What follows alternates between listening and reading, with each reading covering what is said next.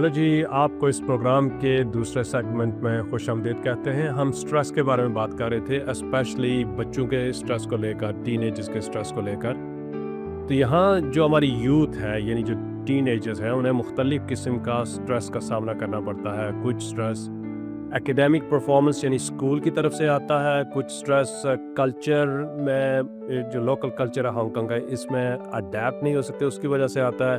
बाज़ वक़्त ये भी होता है कि घर में कल्चर डिफरेंट है, बाहर का कल्चर डिफरेंट है, उसकी वजह से भी बच्चों को स्ट्रेस हो जाता है। तो आज हम बात करेंगे कि ये जो सोर्सेज ऑफ स्ट्रेस हैं, ये कौन कौन से हैं और इनके साथ कैसे डील किया जा सकता है।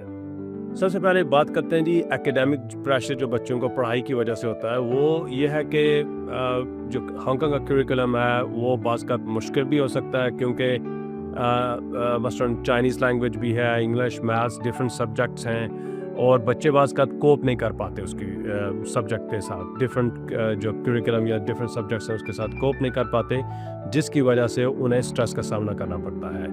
और दूसरा जो सोर्स है स्ट्रेस का, वो है कि आइडेंटिटी, यानी आपकी शनाख्त। हांगकांग में रहते हुए बाज़ बच्चे ये भी सोचते हैं कि हमारा घर का कल्चर डिफरेंट है, बाहर का डिफरेंट है, मैं कौन हूँ। बाज़ ये क्वेश्चन भी बच्चे अपने आप से करते हैं, तो उसकी वजह से भी स्ट्रेस का सामना करना पड़ता है। और तीसरा जो चीज़ है वो है बेसिकली, हाँ जी, तीसरा जो है वो बाज़ बच्चों के साथ हम उम्मीदें लगा लेते हैं कि इसने पढ़ाई में अच्छा परफॉर्म करना है। वो पेरेंट्स की तरफ से एक्सपेक्टेशंस या उम्मीदें लगाई जाती हैं, और जब बच्चे इन उम्मीदों पर पूरा नहीं उतरते तो ऑफ कोर्स उन्हें स्ट्रेस से गुजरना पड़ता है, पेरेंट्स को भी और बच्चों को भी।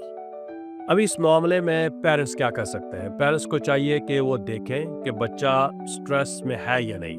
तो कैसे देखा जा सकता है? ऑफ कोर्स बच्चे बाज़ का पेरेंट्स को नहीं बताएंगे, तो बेस्ट तरीका यह है कि अगर बच्चा खामोश है, बात इतनी नहीं कर रहा है, परेशान आपको लग रहा है, तो कोशिश करें कि उसे बात करें, समझने की कोशिश करें कि इस खामोशी की क्या वजह है।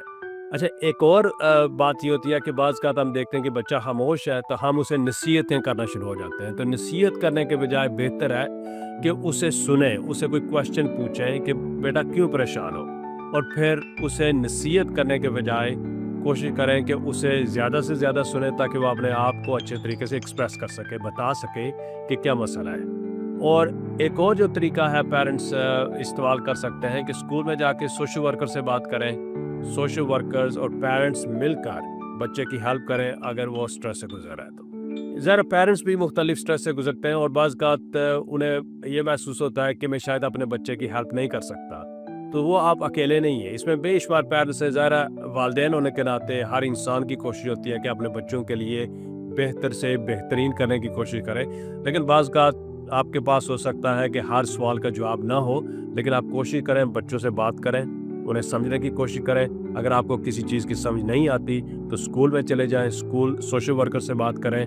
बेशुमार डिफरेंट ऑर्गेनाइजेशंस हैं, उनसे भी आप हेल्प ले सकते हैं अगर आपको फील हो कि आपका बच्चा स्ट्रेस से गुजर रहा है।